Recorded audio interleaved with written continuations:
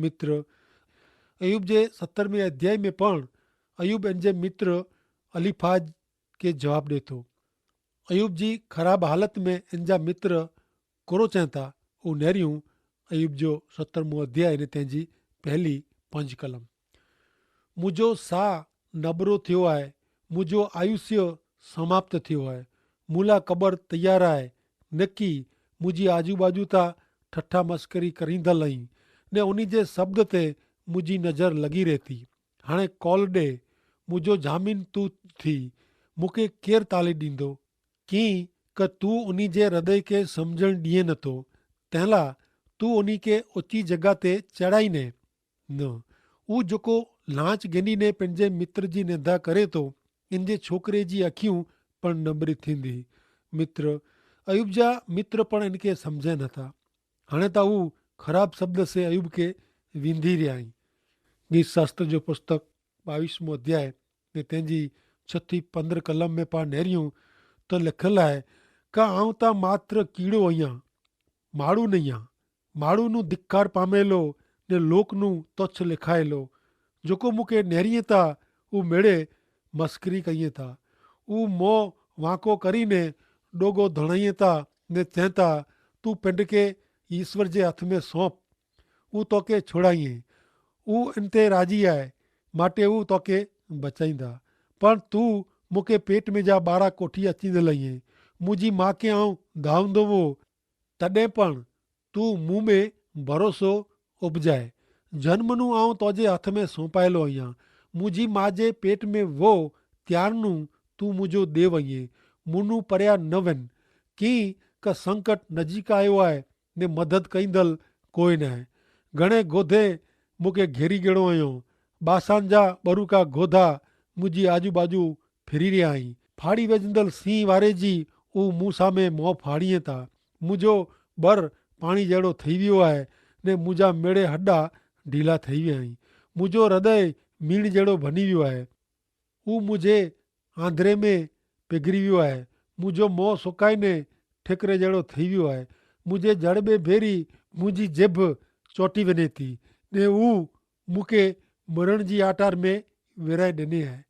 कीअं क कुता मुंहिंजी आजू बाजू फिरी विया आहिनि ने मुंडे जी टोरी मूंखे घेरी वेंदो आहियो।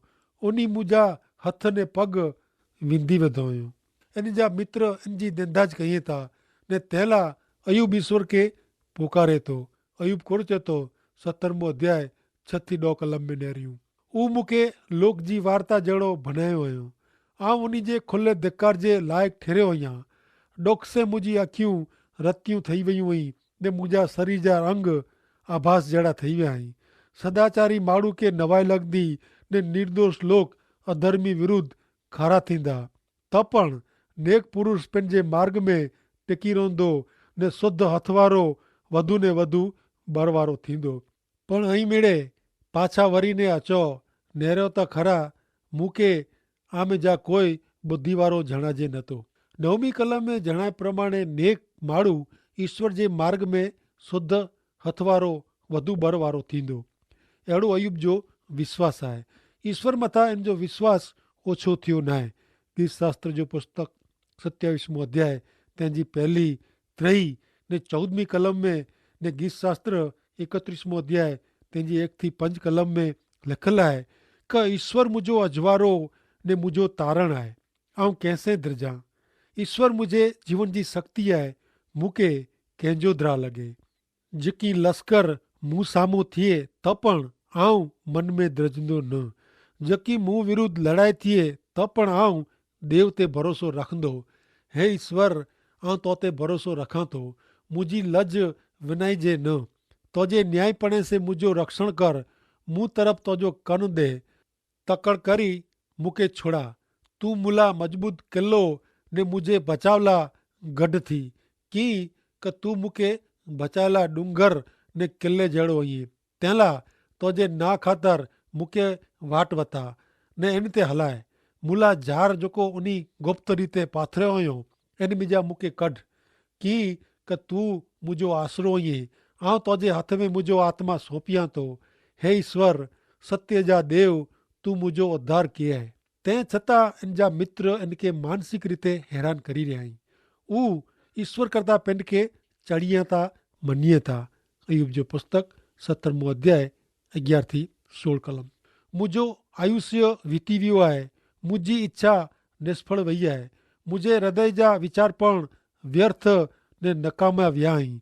हू राति जो ॾींहुं बनाए थो, हू चवनि था क अंधारो हाणे हलियो वेंदो, अजवारो नज़ीक आयो आहे, जो सेवल मुंहिंजो घरु थींदो, अहिड़ी आऊं आशा रखई वे, जो आऊं अंधकार में मुंहिंजो पलंग विछायो वे, जो आऊं कुंवार खे अहिड़ो चयो वे क तूं मुंहिंजी माउ ने मुंहिंजी भेण ईअं, त मुंहिंजी आशा किथे वई, ने मुंहिंजी आबादी खे केरु नेरींदो।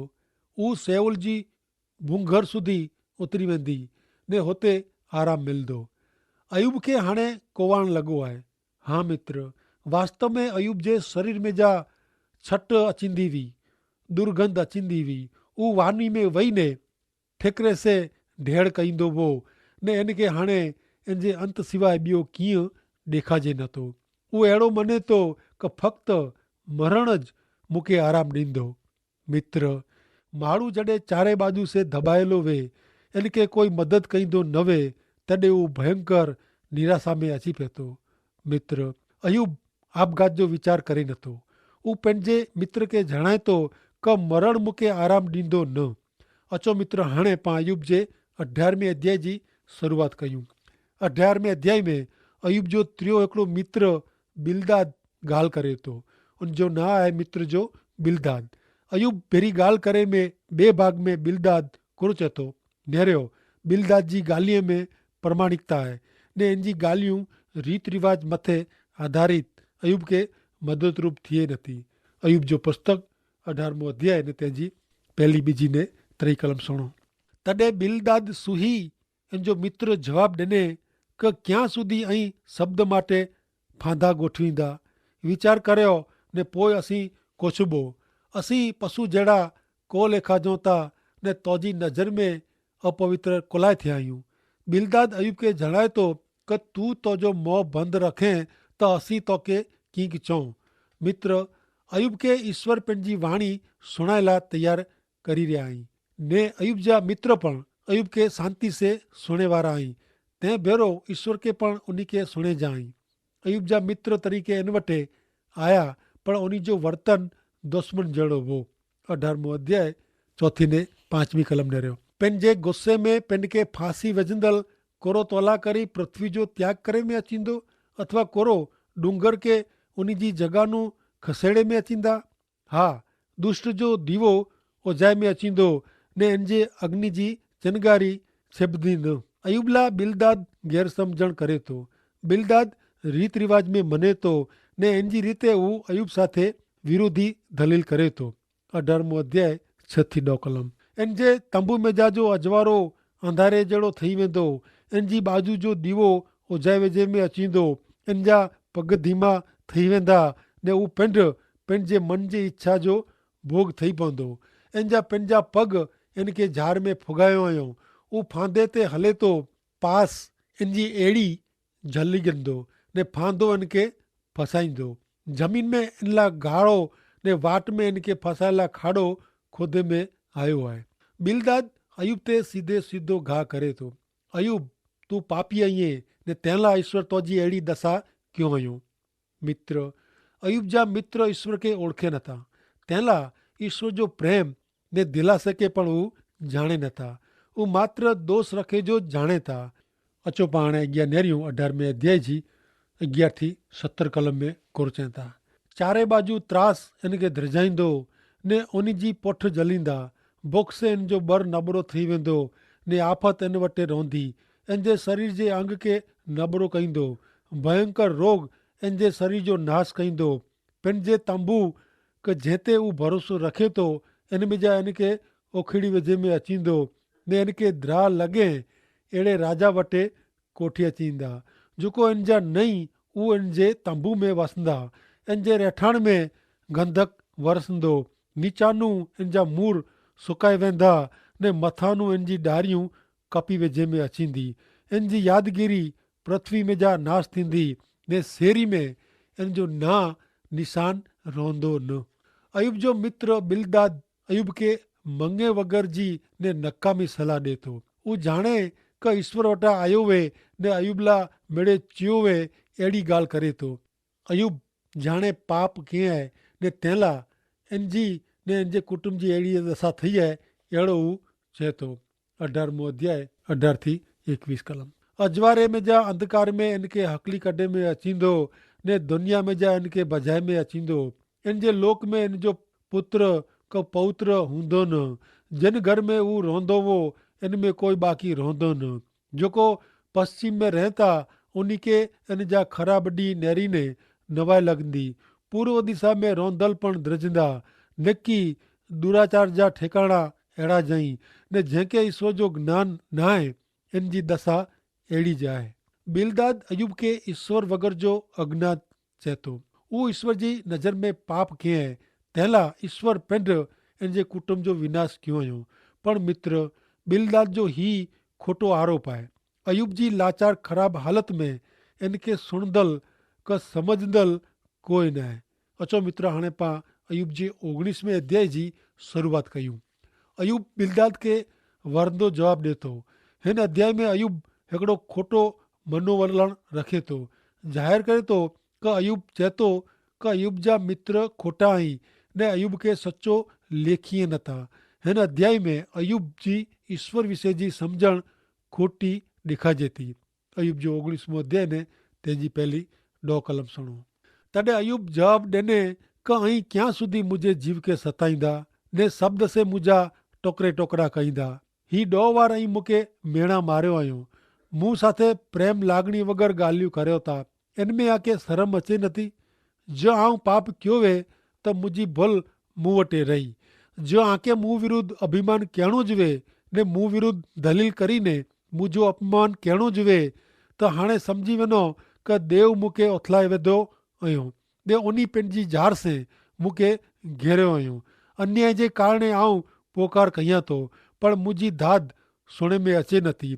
आऊं मदद माटे पोकारियां थो पर मूंखे न्याय मिले नथो। हू जार से मुंहिंजो मार्ग अहिड़ो बंदि कयो हुयो क आऊं अॻियां हली सघां नथो ने मुंहिंजी वाट में अंधारो रखियो हुयो। हू मुंहिंजो वैभव छिनी ॻणो हुयो। मूं मथां मुगट खणी ॻणो हुयो। हू चारे बाजुनि मूंखे तोड़ी वेधो हुयो ने मुंहिंजो अची वियो आहे। हू झाड़ वारे जी मुंहिंजी आशा मूर में जा उखोड़ी वेधो हुयो। अयूब पिंड ते रखे में आवल आरोप से कंटारी वियो आहे। अयूब जा मित्र अयूब खे पापी लेखीअ था ने ईश्वर पापी जे कारणे अहिड़ी ख़राब दशा कयो हुयो अहिड़ो मनी वेठा आहिनि। तॾहिं अयूब हाणे कंटारीने मित्र साथे अहिड़ो वर्तन करे थो। 4 कलम जणाए थी क आऊं पाप कयो वे त भले मुंहिंजी भुल मूं वटि रही। अयूब तंग थी वियो आहे तंहिं लाइ अहिड़ा शब्द चए थो। अयूब वधू अॻियां वधंदे इन जे मित्र जे सुणंदे ईश्वर इन खे मदद नथा कईं। ईश्वर इन खे पायमाल कयो हुयो अहिड़ो जणाए थो। गीत शास्त्र 31 अध्याय ने 22 कलम में चवनि था क आऊं त मुंहिंजी अधूरी बुद्धि से चयो क तूं तुंहिंजी नज़र में जा मूंखे परिया कया आहे त पण आऊं तोखे अर्ज़ कई तॾहिं तूं मुंहिंजा काला वाला सोए। हाणे नेरियूं अयूब 19 अध्याय 11 थी 20 कलम में कोड़ चवनि था। वरी हू पंहिंजो कोप मूं विरुद्ध ज़ाहिर कयो हुयो। हू मूंखे पंहिंजे दुश्मन जहिड़ो लेखे थो। इन जी सेना भेरी थी अचे थी। हू मूं विरुद्ध पंहिंजो मार्ग ॿधे थो ने मुंहिंजे तंबू जी आजू बाजू रेठाण कयो थो। हू मुंहिंजे भाईअ खे मुनूं परिया कयईं ने मुंहिंजा ओळखीता मुनूं छेक अजाणिया थी विया आहिनि। मुंहिंजा सगा संबंधी मूंखे छॾी ॾिनो हुयो ने मुंहिंजा मित्र मूंखे भुली विया आहिनि। मुंहिंजे घर में रहंदल ने मुंहिंजी दासियूं पारके जहिड़ो लिखिए थी। उन जी नज़र में आऊं विदेशी जहिड़ो थी वियो आहियां। आऊं मुंहिंजे चाकर खे पुकार कयां थो ते हू मूंखे गणकारे नथो। जकी आऊं इनखे घणे आजीजी कालावाला कयां थो त पण जवाबु ॾिए नथो। मुंहिंजो श्वास मुंहिंजी स्त्री खे कंटार जहिड़ो लॻे थो। मुंहिंजे पंहिंजे फर्ज़नि जी मूंखे आजीजी कहिड़ी पए थी। नंढा छोकिरा पण मूंखे तुच्छ लेखीअ था। ज आऊं उथली आहियां त हू मूं विरुद्ध बोले था। मुंहिंजा मिड़े मित्र मुनूं कंटारी वञनि था। मुंहिंजा वाला मुनूं परिया थी विया आहिनि। मूं में हॾा ने चमड़ी सिवाइ ॿियो कीअं रहियो न आहे। आऊं मड बचियो અહીંયા मित्र। अयूब पंहिंजी ख़राब हालत विषे जणाए थो। इन जो चवणु आहे कि अहिड़ो करींदल ईश्वर आहे, पण ईश्वर कॾहिं पण कोई माण्हू खे ॾोखी कये नथा।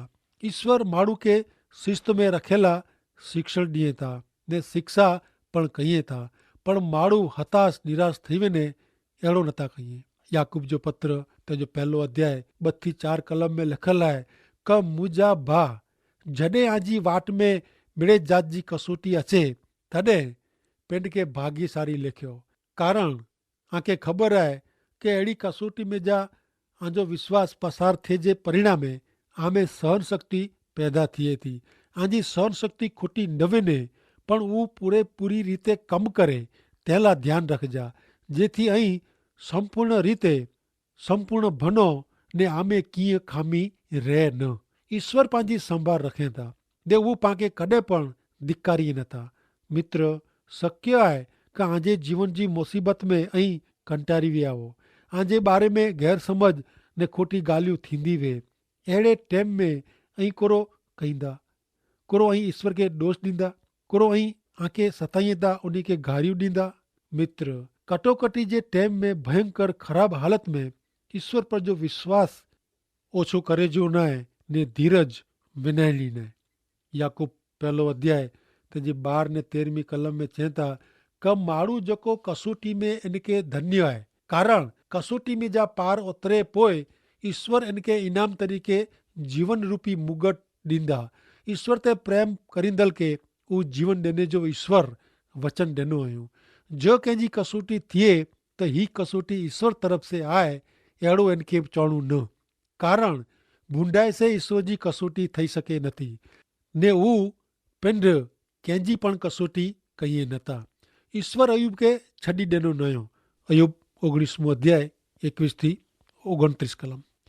हे मुंहिंजा मित्र, मूं ते दया रखो, मूं ते दया रखो, कीअं क देव जो हथ मूंखे छिॿी वियो आहे, स्पर्श कयो हुयो। ऐं देव वारे जी मूंखे को सतायो था ने मुंहिंजो लूई पीधो हुयो, छतां को धराजो नथा। अरे मुंहिंजा शब्द हैवर जो लेखे में अचे, अरे पुस्तक में उहो नोंधे में अचे त कहिड़ो ख़ासो। उहो लो जी कलम से ने शीशे से हमेशा डूंगर में कोतरे में अचे त कहिड़ो ख़ासो। पण आउं ॼाणा थो क मुंहिंजो उद्धार करींदल जीवे थो। आख़िरे छेवटे उहो पृथ्वी ते उभो रहंदो। मुंहिंजी चमड़ी जो अहिड़ी रीते नाश थिए पोइ पण वग़ैर शरीरे आउं देव खे नरींदो। इनखे आउं पिंड ॾिसंदो ने मुंहिंजी अखियूं इनखे ॾिसंदी, ॿिहिंजी न। मुंहिंजो हृदय नबड़ो थिए थो। जंहिं चओ क असीं इनखे कहिड़ो हैरान करीबो, कीअं क बाबत जो मूर इनमें मिलियो आहे त ऐं तलवार से द्रजो, कीअं क कोप तलवार जी शिक्षा करे थो। एतिरे अलावा क न्याय करींदल हिकिड़ो आहे। मित्र, अयूब खे इन जा मित्र सम्झे नथा। अहिड़े टाइम ते अयूब पंहिंजी हालत, पंहिंजी स्थिति क़ाइम लाइ नोंधाजे अहिड़ी इच्छा रखे थो ने नेरियो अयूब जे नाह जो सॼो पुस्तक आहे। अयूब जे ॾुख पीड़ा विषे सॼो पुस्तक लिखे में आयो आहे। हा मित्र, उहो शीशे से ने लो ने डूंगर मथे कोतरे में आवल शब्द जहिड़ा आहिनि। मित्र, कलम 25-27 घणे महत्व जी आहे। मित्र, अयूब भयंकर पीड़ा में पण इन जे मरण पोइ जीरो थींदो ने पंहिंजी अखीअ से ईश्वर खे नज़रे नेरींदो, उहो इन जो विश्वास आहे। मित्र, अयूब लाइ मरण उहो ज अंत न आहे। अयूब जो उहो विश्वास हो क कीड़ा इन जो विनाश करे क मिटी में मिली वे त पण उहो फेरी जीरो थींदो। ईश्वर इनखे जीरो करीने इन वटि इनखे रजू करींदो। मित्र, पवित्र बाइबल पाण पुनरुत्थान विषे फेरी जीरा थिए विषे जणाए थो। पवित्र बाइबल में हिब्रूअ के पत्र 9 अध्याय ने 27 कलम में जणाइए था क हर एक व्यक्ति के हिकियार मरणो पए थो ने पोइ ईश्वर मार्फत इन जो न्याय थिए थो। मित्र, मरण आहे इन ज प्रमाणे पुनरुत्थान એટલે કે ફેરી જીરા થેજો आहे ને તે પોइ ન્યાય आहे। मुक्तिदाता प्रभु यीशु ख्रिस्त ते विश्वास करींदल व्यक्ति सजीवन थे पोइ ईश्वरीय धाम स्वर्ग में वेंदो। मित्र, ईश्वर पंहिंजा मुक्तिदाता आहिनि। ईश्वर पंहिंजा न्यायाधीश आहिनि। प्रभु यीशु ख्रिस्त में विश्वास रखी ईश्वर पाला तैयार करेल जीवन ने व्यवस्था में स्वीकारीने कायमी सलामती में प्रवेश करणु उज खासे में खासो आहे। तंहिं लाइ ईश्वर पिता खे आशीष ॾियो। आमीन।